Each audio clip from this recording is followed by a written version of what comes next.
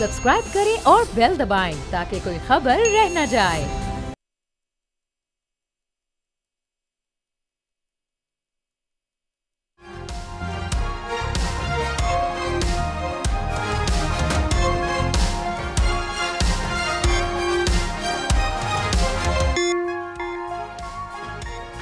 नाज़रीन अस्सलाम वालेकुम। तब्दीली विद डॉक्टर दानिश के साथ हाजिर हैं। सबसे पहले तो यकीनन अरशद नदीम का ही ज़िक्र आएगा सबसे पहले, क्योंकि 92.97 मीटर की थ्रो फेंक कर उन्होंने गोल्ड मेडल हासिल किया। ये गोल्ड मेडल सिर्फ उनका ही नहीं, यकीनन पूरी पाकिस्तानी कौम इस पे सुरखरू है। और जश्न आज़ादी भी दोबाला हो गई जब अगस्त के महीने में अरशद नदीम ने एक बड़ा कारनामा किया है। आज जो हमारे इश्यूज़ हैं, हमारे प्रोग्राम्स हैं, उसके ऊपर दो गेस्ट हैं। पहले हिस्से में हमारे साथ अली मोहम्मद ख़ान हैं और अली मोहम्मद ख़ान साहब को हम लेते हैं। कुछ अहम इश्यूज़ हैं, इस दौरान सेरेमनी भी होने वाली है। जब तक अली मोहम्मद हमारे साथ हैं उनसे बात करते हैं। अली मोहम्मद ख़ान साहब, मेरी आवाज़ आ रही है आपको? Loud and clear. डॉक्टर साहब, बहुत बहुत मुबारक हो आपको भी अरशद साहब की जीत की। बिल्कुल सर, पूरी कौम को मुबारक हो, आपको भी मुबारक हो, आपके भी सबको मुबारक हो। सही कहा आपने। अब मैं आता हूँ सर, ज़रा सा थोड़ा सा गुफ्तगू कर लेते हैं कि इससे पहले कि शायद सेरेमनी भी इसी दौरान है, तो कोशिश करेंगे कि आपसे ज़्यादा से ज़्यादा बात कर सकें। अच्छा सर, मेरा पहला सवाल 9 मई के हवाले से है और इस पे बहुत सारी बात हो रही है कि इमरान खान ने माफ़ी मांग ली है और कहीं से आया है कि मशरूत माफ़ी है, ठीक है, लेकिन कहीं ये है कि जी माफ़ी मांगी है, लेकिन वो कहते हैं कि जी 9 मई के ज़िम्मेदारान में अगर उनके वर्कर्स, लीडर्स शामिल हैं तो ना सिर्फ वो उनको पार्टी से निकालेंगे बल्कि उनको सज़ा भी दिलाएंगे और कौम से माफ़ी भी मांगेंगे। तो सर, क्या ये स्टेटमेंट जो है वो आप समझते हैं बिल्कुल सही स्टेटमेंट है? यही स्टेटमेंट आगे चलेगा? शुक्रिया डॉक्टर साहब, बहुत बहुत शुक्रिया। अल्लाहुम्मा सल्ली अला मुहम्मद व अला आलि मुहम्मद। बहुत मुबारक दिन है आजकल।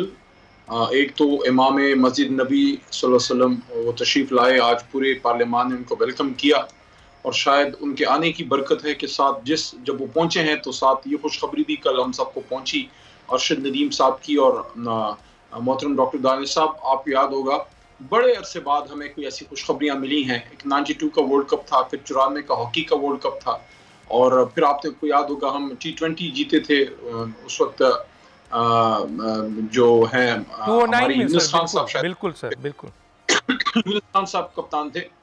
स्नूकर का भी एक एजाज हमें अल्लाह ने हमें दिया था। जहांगीर खान ने भी दिए हुए हैं सर, जहांगीर खान ने भी पाकिस्तान का नाम रोशन किया। जहांगीर खान तो ऐसे हमारे ताज थे कि हमें उस वक्त उनकी वो कदर नहीं की। हालांकि 555 मेरे ख्याल में नंबर है कि कितने साल तक अनडिफीटेड थे जहांगीर खान, लेकिन ये इतनी बड़ी हमें जीत मिली है। और खासकर इन हालात में डॉक्टर साहब कि ये ओलंपिक मेडल है, ये कि हॉकी या क्रिकेट का जो है उसका एक होता है, लेकिन वो भी एक महदूद होता है। हॉकी कुछ मुल्क खेलते हैं, क्रिकेट कुछ मुल्क खेलते हैं, स्क्वॉश कुछ मुल्क खेलते हैं, लेकिन ओलंपिक्स पूरी दुनिया खेलती है। तो बहुत बड़ा एजाज है और 14 अगस्त आने वाली है। आप सबको दिल खुश है, इसलिए मैं इस पे बात करूं। अब 9 मई पे बात करते हैं। जो आपने खान साहब की बात की, मैं इत्तेफाक से था उधर, अलकादर ट्रस्ट का केस था, तो ज़ाहिर है मैं जो चीज़ें खान साहब ने की उसके हवाले से बेहतर शायद ब्रीफ कर पाऊँ कि खान साहब ने, लोग कहते हैं मशरूत माफ़ी मांग ली या देखें, एक तो माफ़ी मांगने से अगर कोई मांगता है छोटा नहीं होता, लेकिन माफ़ी अब तब मांगते हैं जब आप पे कोई गुनाह साबित हो। खान साहब ने माफ़ी नहीं मांगी थी। खान साहब ने यह कहा था कि उनसे सवाल हुआ कि आपके कारकुनान ने कोई आग वगैरह लगाई, कोई पेट्रोल बम फेंके 9 मई को और जाके अंदर जलाया और ये सारा। खान साहब ने यह कहा कि आप फुटेजेस लाइए, जो CCTV फुटेजेस हैं, उसमें से अगर ये साबित होता है कि हमारा कोई कारकुन जो है वो जाके जिना हाउस में या GHQ में अंदर जाके तोड़ फोड़ कर रहा है, आग लगा रहा है, हम उसको ना सिर्फ पार्टी से निकालेंगे, उस पर माजरत करेंगे। और साथ में ये बात भी की कि मुझसे माजरत कौन करेगा या मुझसे माफी कौन मांगेगा, मैं भी तो मुल्क का साबिक वजीर आजम था। खान साहब को जिस तरह 9 मई को कॉलर से खींच के घसीटा गया, वो सिर्फ इमरान खान नहीं थे ना, वो इस मुल्क के साबिक वजीर आजम थे। تو ہر کام کے کرنے کا ایک طریقہ ہوتا ہے. اگر ان پہ کرپشن کے کیسز تھے ڈاکٹر صاحب تو رینجرز کو جس نے بھیجا ظلم کیا. آپ رینجرز کو کیوں انوالو کرتے ہیں؟ فوجی ادارے کو کیوں انوالو کرتے ہیں؟ کرپشن کا کیس ہے، پولیس بھیجیں، ایف آئی اے بھیجیں. تو یہ بھی غلط چیز تھی. عوام کا غصہ آیا رینجرز کے اس عمل کے خلاف، لیکن ہم پھر بھی یہ کہتے ہیں. آخری بات، آپ نے 9 مئی کی بات کی. 9 مئی پہ ڈاکٹر صاحب ایک سپریم کورٹ کے نیچے جوڈیشل کمیشن بنے اور وہ ذمہ داری کا تعین کرے. ایک تو وہ لوگ ہیں جو جذباتی ہو گئے، وہ ہمارے بچے ہیں، اس ملک کے بچے ہیں، غلطی ہو گئی ہے، سزا بھی کافی کاٹ لی. میں سمجھتا ہوں ان کو اب درگزر والا معاملہ کرنا چاہیے. وہ ہمارے قوم کے بچے ہیں، ان کو اب موقع دیں کہ نیشنل لائف میں واپس آئیں. ہاں اچھا علی محمد صاحب، اچھا سر، بہت ہی قیمتی لمحہ ہے. میرا تو بلڈ پریشر اس وقت بہت ہی اونچا ہے اور اس وقت خوشی سے کوئی مثلا میں سمجھ رہا ہوں کہ پھٹ ہی نہ جاؤں سر.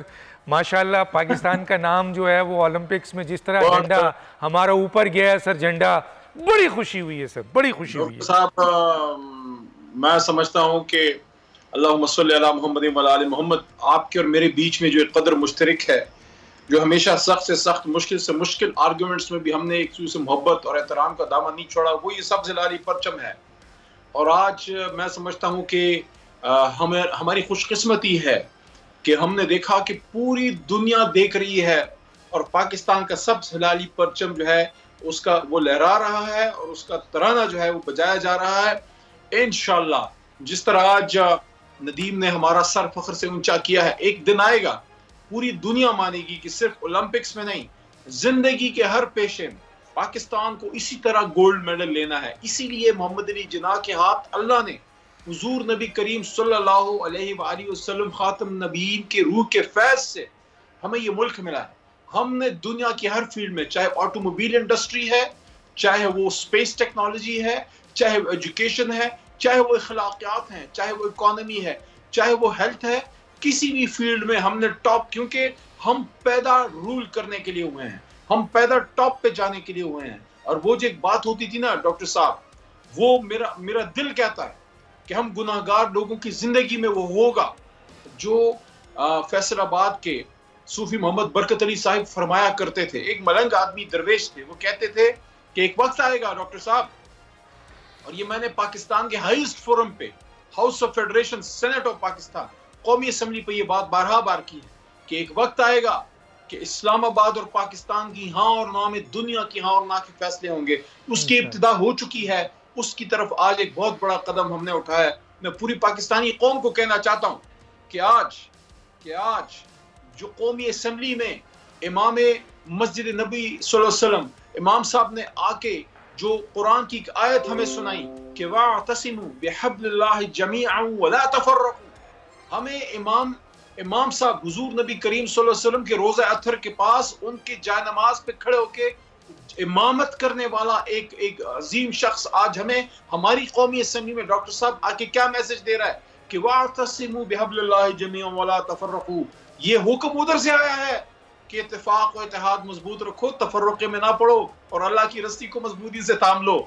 کیا یہ خوبصورت موقع ہے اور کیا یہ زبردست لمحہ ہے اور کیا یہ ایک محبوب، ایک اچھے دوست کا ساتھ ہے کہ اس کی موجودگی میں پاکستان زندہ باد کہہ رہا ہوں. سر ارشد ندیم صاحب نے آج پاکستانی قوم کو ایک دفعہ پھر جوڑ دیا ہے.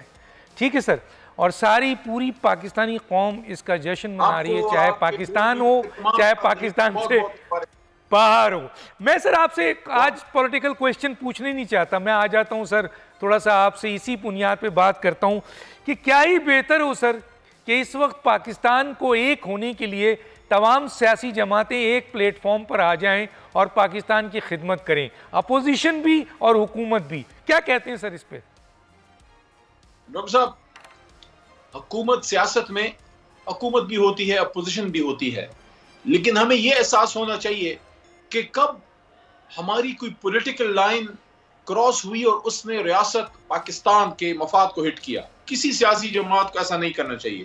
سیاست میں ہم سیاسی مفاد کے لیے کبھی بھی عوام کے مفاد پہ سودے بازی نہ کریں. اور اسی سلسلے میں اللہ تعالیٰ نے جو ہمیں راہ دکھائی ہے، دیکھیں پورا ملک ہے 796,096 اسکوائر کلومیٹرز، بلوچستان، خیبر پختونخوا، پنجاب، سندھ، اے جے کے، جی بی، سارا اس میں ایک قطع ارضی ہے، چھوٹی سی جگہ ہے پورے ملک کے حساب سے، جہاں پورا ملک اکٹھا ہوتا ہے، وہ ہے پارلیمنٹ ہاؤس، جہاں 25 کروڑ عوام کا نمائندہ بیٹھتا ہے۔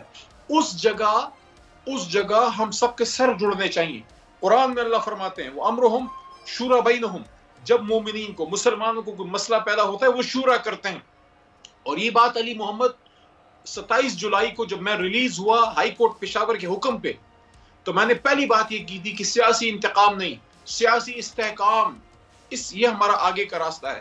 میں بارہا بار یہ کہہ چکا تھا الیکشن سے پہلے کہ صدر مملکت، اس وقت عارف حلوی صاحب تھے، کہ صدر مملکت یہ ہمت کریں اور اپوزیشن اور حکومت کی تمام جماعتوں کو انکلوڈنگ اسٹیبلشمنٹ کے کچھ ذمہ دار لوگوں کو بٹھائیں اور الیکشن آزاد شفاف ہو، اور آگے کا لائے عمل کیا ہوگا اس پہ بٹھائیں، تاکہ جو بھی حکومت میں آئے وہ ملک کو آگے لے کے چلے، اور اپوزیشن صرف حکومت گرانے کے چکر میں نہ ہو بلکہ وہ حکومت کی پالیسیز پہ مثبت تنقید کرے۔ میں سمجھتا ہوں اب بھی کوئی نہیں گیا، اب بھی کوئی موقع ایسا نہیں ہے کہ خدا نخواستہ سب کچھ ہاتھ سے چلا گیا ہے۔ اگر ہم اولمپک میڈل جیت سکتے ہیں، دنیا میں اپنا سکہ منوا سکتے ہیں، میں سمجھتا ہوں تھوڑا سا دل بڑا کرنے کی ضرورت ہے۔ سابق وزیر اعظم عمران خان صاحب، وہ بھی اسی طرح کا آپ کا ایک انٹرنیشنل ایتھلیٹ، آپ کا ایک نیشنل فگر، انٹرنیشنل فگر ہے، اس کو بھی لائیں قومی اسمبلی میں، وہ بھی پارلیمنٹ ہاؤس میں وہ بھی بیٹھیں، تمام جماعتیں بیٹھیں اور 2-3 چیزوں پہ فیصلے کریں۔ نمبر 1، اسیران کی رہائی، ان کو آنے دے بار، یہ کوئی ملک دشمن نہیں ہے، غلطی سب سے ہو سکتی ہے، اگر کسی نے غلطی کی ہے درگزر کیجئے، ہاں کسی نے سازش کی ہے ضرور سزا دیں۔ دوسرا، مینڈیٹ کی واپسی، جس کا مینڈیٹ ہے اس کو دے دو، اس کو پرفارم کرنے دو، اگر پرفارم نہیں کرتا عوام ووٹ آؤٹ کر دے گی۔ اور تیسری بات، کچھ چیزوں پہ فیصلہ سازی ہو جائے کہ اس میں جس کی بھی حکومت آئے گی وہ 15-20 سال کی پالیسی کو لے کے چلے گا، چاہے وہ اکانومی ہو، چاہے وہ ہیلتھ ہو، انٹرنل سیکیورٹی ہو، فارن افیئر ہو، پانی کے مسئلے آ رہے ہیں، ہمارا ایگریکلچر ملک ہے تباہ ہو رہا ہے، ان چیزوں پہ فوکس کریں کہ پہلے 2 بنیادی مسائل، اسیران کی رہائی، مینڈیٹ کی واپسی، اس کے لیے عمران خان صاحب۔ سر میں نے آج قوم کو جوڑنے کی بات کی ہے، آپ پھر عمران خان پہ چلے گئے۔ آپ دیکھیں اس وقت تو اگر عمران خان صاحب، بالکل آپ صحیح کہہ رہے ہیں، وہ ایک سیاسی جماعت کے لیڈر ہیں، پارلیمنٹ موجود ہے، آپ لوگ پارلیمنٹ میں ہیں، تمام سیاسی جماعتیں بیٹھیں، ملک و قوم کے لیے اپوزیشن اپنا کردار ادا کرے، حکومت اپنا کردار ادا کرے، اور ہمارے ادارے ہیں، سارے ادارے ہمارے ہیں، فوج ہماری ہے، ہمیں سب کو لے کے چلنا ہے، پازیٹیو سوچنا ہے، پاکستان کو آگے بڑھانا ہے۔ صرف نہ نواز شریف اس وقت مسئلہ ہے، نہ آصف زرداری مسئلہ ہے، نہ عمران خان مسئلہ ہے، اس وقت تو بات ہمیں کرنا چاہیے پاکستانی، ہم پاکستان کو لے کے آگے چلیں، تمام اختلافات بلا دیں۔ ہاں جو فیکٹرز ہیں، جو قانون ہیں، جو آئین ہیں، جو ادارے ہیں، جو سلسلے ہیں، وہ اپنی جگہ، لیکن جو امپورٹنٹ بات ہے وہ یہ ہے کہ پاکستان کے لیے سب کو کام کرنا ہے، اور ایسے اقدامات ہوں جس سے یہ محسوس ہو، پوری دنیا کو میسج جائے کہ ہمارے سیاسی اختلافات اپنی جگہ، لیکن جب قومی بات آتی ہے تو تمام سیاسی جماعتیں ایک پلیٹ فارم پہ کھڑی ہوتی ہیں۔ میں یہاں ایک چھوٹا سا بریک، پھر واپس آتے ہیں، پھر بات کرتے ہیں، ایک چھوٹا سا بریک۔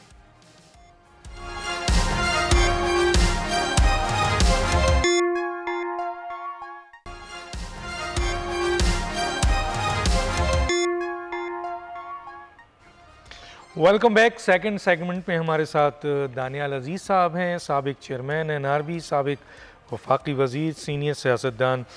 سر میری آواز آ رہی ہے آپ کو؟ جی بالکل آ رہی ہے، شکریہ جناب۔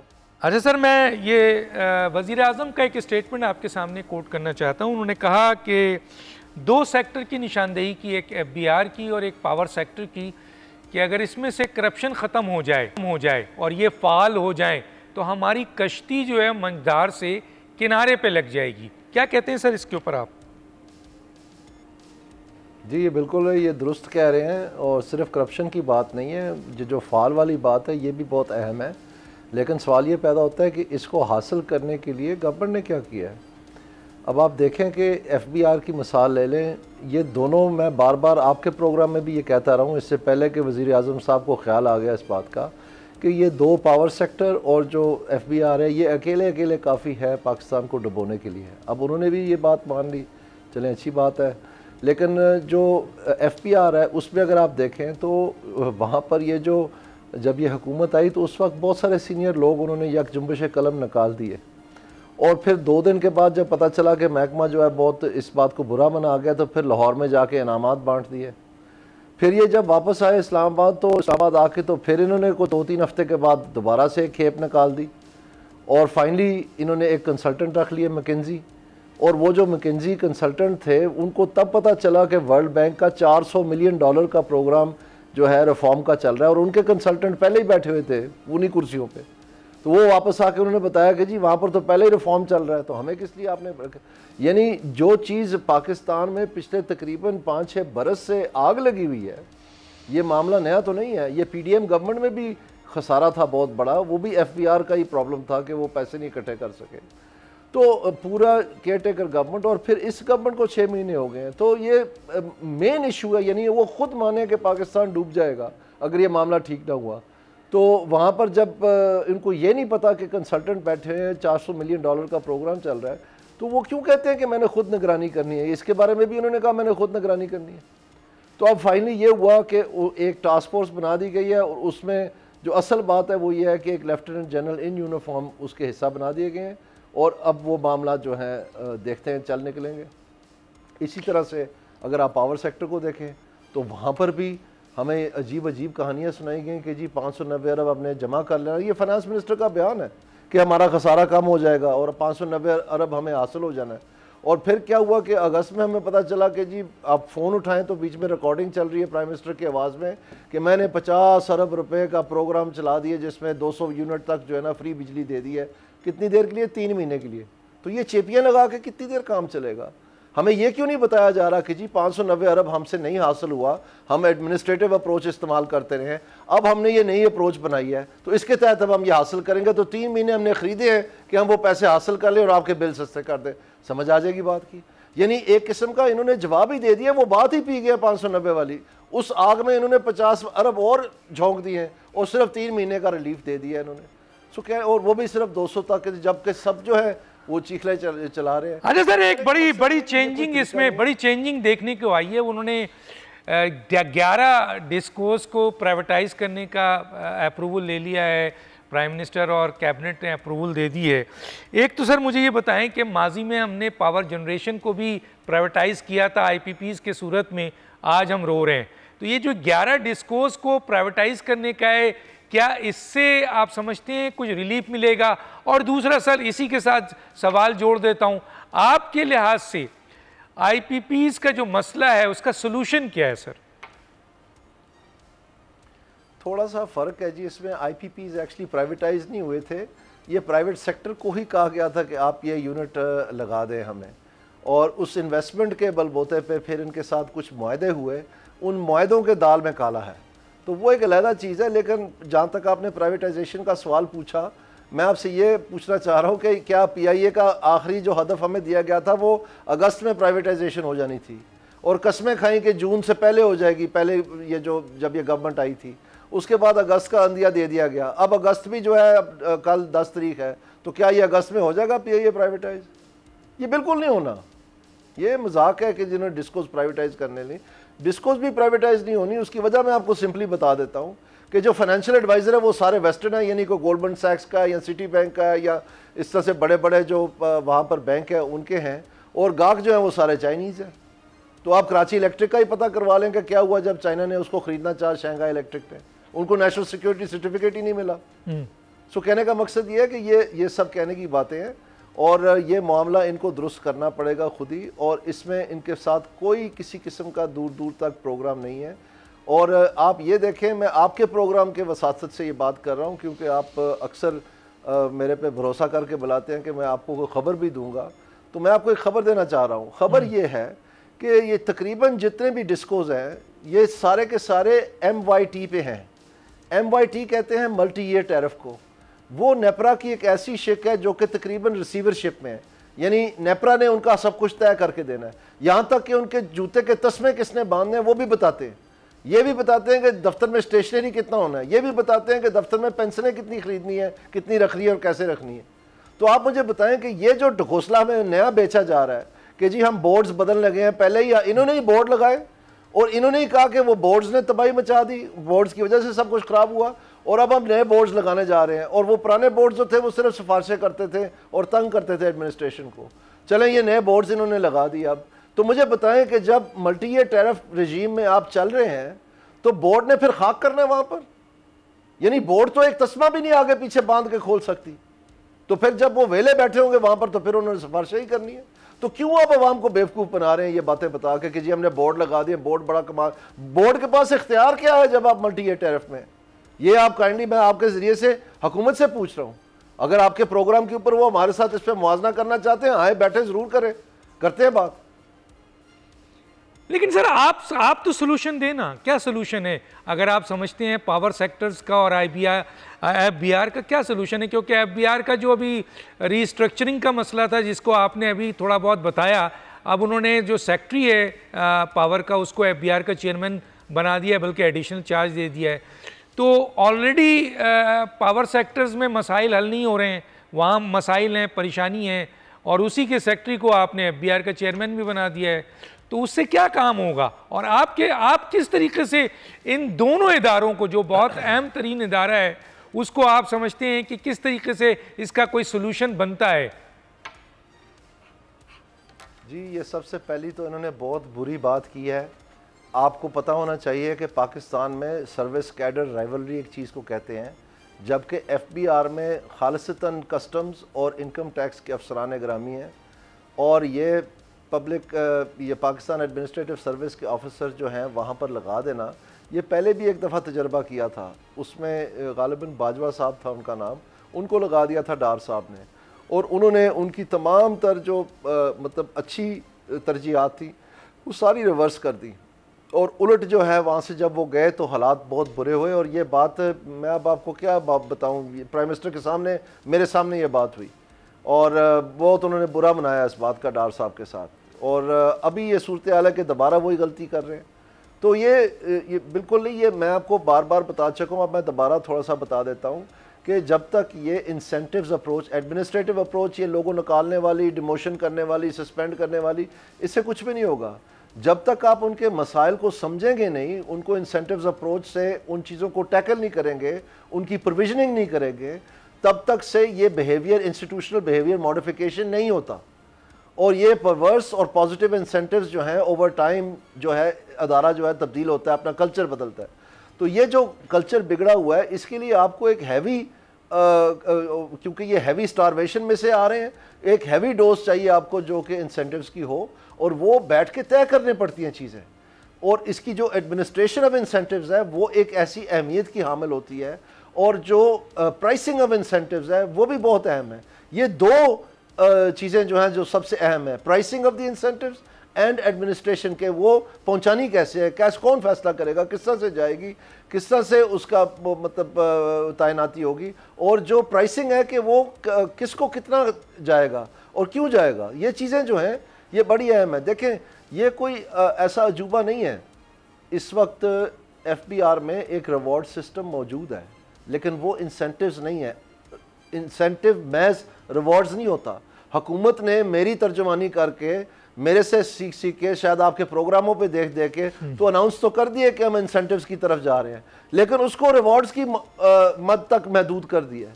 انسینٹیوز صرف ریوارڈز نہیں ہوتے, انسینٹیوز کی بہت ساری شکلیں ہوتی ہیں. Even a promotion is an incentive, a medal is an incentive, a recognition is an incentive. It doesn't necessarily have to be cash, but the point is کہ جب تک آپ بیٹھ کے تو یہ محکمے کے ساتھ چیزیں تعین نہیں کریں گے. یعنی میں آپ کو بتاتا ہوں کہ جو پچھلا ریفارم چلا تھا ایف بی آر میں, اس کا نام ٹارپ تھا, TARP, یہ ورلڈ بینک کا تھا بہت سارے سال پہلے. انہوں نے ایک کمیٹی بنا دی کہ وہ کمیٹی کے پاس اختیار تھا کہ جو افسران اچھا کام کر رہے ہیں ان کو ڈبل پے دے سکتے ہیں. اب میں اس وقت وزیر تھا, تو میں نے اس کمیٹی, وہ جن لوگوں نے وہ ڈیزائن کیا ورلڈ بینک کے کنسلٹنٹس نے, میں نے ان کو چائے پہ بلایا, تو میں نے ان کو پوچھا کہ جی why did you decide double, why not 1.5, why not 3 times, یہ کیسے فیصلہ ہوا, was it a budget constraint, مطلب پیسے کی کمی تھی اس لیے آپ نے ڈبل کیا. انہوں نے کہا نہیں, we just thought it was an important number and we thought it would make a good enough statement. پھر میں نے ان کو بتایا کہ جو 17 گریڈ کا ایئر فریٹ یونٹ لاہور میں اسسٹنٹ کلیکٹر کسٹمز ہے, اس وقت اس کی ٹیک ہوم منتھلی جو ہے وہ 20 لاکھ روپے تھی, تنخواہ 45,000 تھی. تو میں نے کہا اگر آپ 45 کو 90 کر دیں گے تو وہ کیا 20 لاکھ چھوڑ دے گا؟ وہ نہیں چھوڑے گا. لیکن کہیں تو آ کے وہ بریکنگ پوائنٹ ہوتی ہے نا, وہ کون سی ہے؟ جو اسی طرح سے گریڈ 17 کا آفیسر ہے, اس کا جو اسسٹنٹ کلیکٹر کسٹمز ہے جو ہیڈ کوارٹر میں بیٹھا ہے, وہ 500 روپے فی لیو اپلیکیشن کے لے رہا ہے.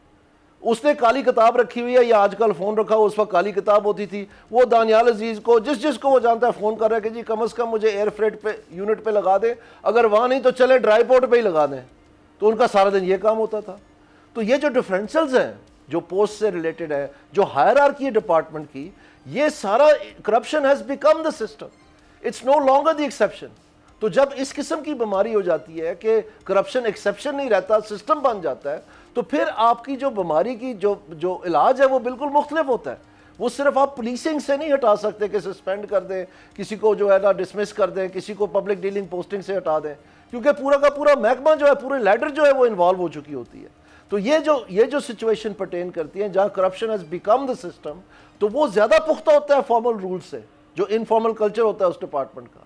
تو اس کو توڑنے کے لیے پھر آپ کو مارکیٹ بنانی پڑتی ہے, you have to make the market. اب یہ انٹرنیشنل انسٹیٹیوشنل چینج بیہیویئر کے جو مطلب ٹاپ کے لوگ ہیں, جیسے ڈگلس نارتھ ہے یا نارمل کوس ہے, جنہوں نے انسٹیٹیوشنل اکنامکس ایجاد کی ہے, یہ سارے ان کے ورکنگ پیپرز ہیں. میں ساری عمر پڑھتا رہا ہوں, میری تعلیم اس میں ہے, میں دنیا میں جا کے اس پہ لیکچر دیتا رہا ہوں.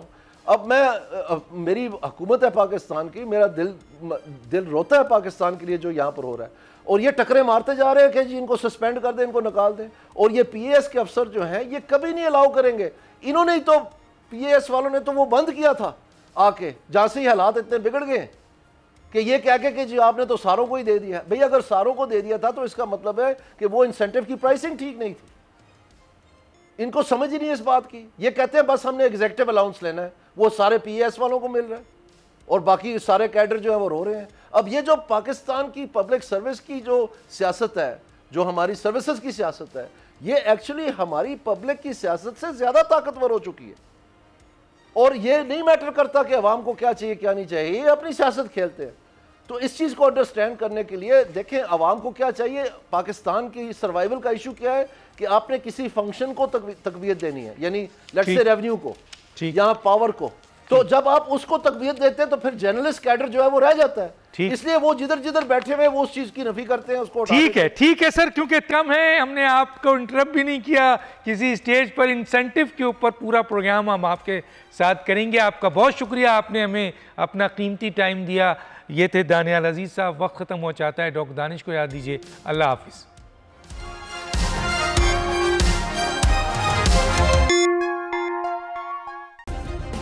سبسکرائب کریں اور بیل دبائیں تاکہ کوئی خبر رہ نہ جائے.